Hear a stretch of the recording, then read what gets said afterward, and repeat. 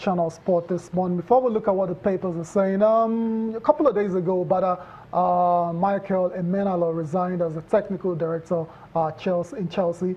10 years on the job, and you'd say he's been very instrumental to Chelsea's recent successes, but he's decided to go now.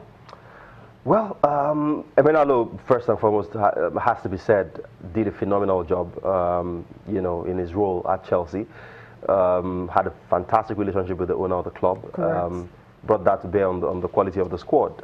For time, Chelsea bought the best players and achieved some of the best results. 2 trophies in the last 2 league titles in the last 3 years bears testament to the phenomenal work that is done in partnership with whoever has been manager, Jose Mourinho, and of course recently now. They've all come and gone. Exactly. So the bare minimum has been, you know, excellence. You've got to be excellent to be at Chelsea. So they suffer no, fools gladly. They don't, I mean, look at what you did the previous season to just buy you another season. No, it's excellent result per time. And what I fear for here, you know, in all of this is I hope that his movement has nothing to do with Conte.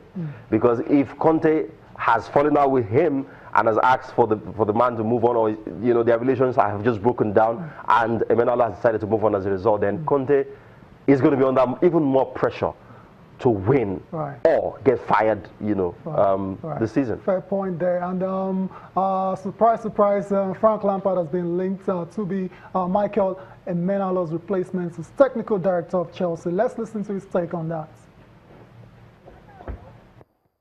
I haven't heard, so it's not. I think rumours, which are normal in England, we have a lot of that. But I think the first thing to say is I worked with Michael for 7 or 8 years myself, and I think his role at the club over the 10 years he was at Chelsea coincided with probably the most successful period in Chelsea's history.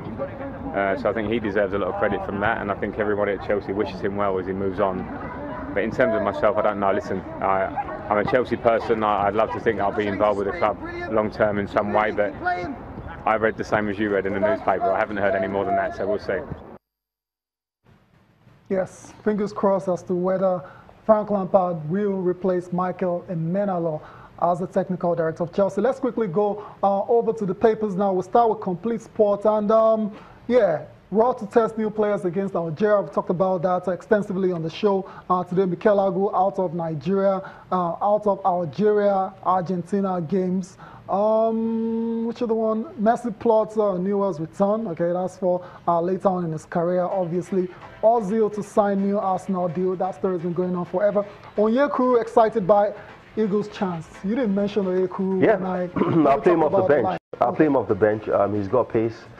He's got trickery. I've seen him play a few games, even in the Champions League.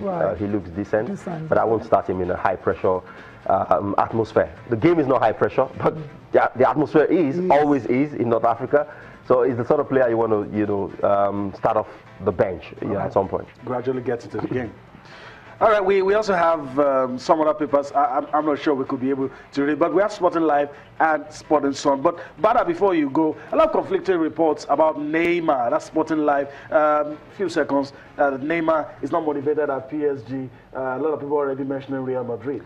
It's not about motivation. I mean, I don't know if there's a bigger motivation than playing for a team that has, you know, all to play for. They need to win the Champions League. They haven't won it, and he's been brought in to do that job. He hasn't done it. So what motivation are they talking about? What I know for a fact is it is inevitable that Neymar would end up at Real Madrid at some point, especially with the acrimonious way he left Barcelona. And Ronaldo, with 2 league goals already in 11 games this season, it looks to be, you know, waning, even though it might be too early to say that of him. But Neymar has everything that Real Madrid will require in the next 10 years. He's got that talent, he's got the commercial value, you know, and is likely to become the natural successor to Ronaldo or Messi in terms of challenging for the Ballon d'Or. And we're, you know, better to do it than at Real Madrid. All right, so we'll keep our fingers crossed, but I want to thank you for your time on the show today. Always a pleasure. Thanks for having me. Thank you as well. Always allowing us to be a part of your day. We'll do this again tomorrow, last edition for the week. Join us then. I'm Yonel Adebayo. Enjoy the rest of your day. I'm Tayo Salam.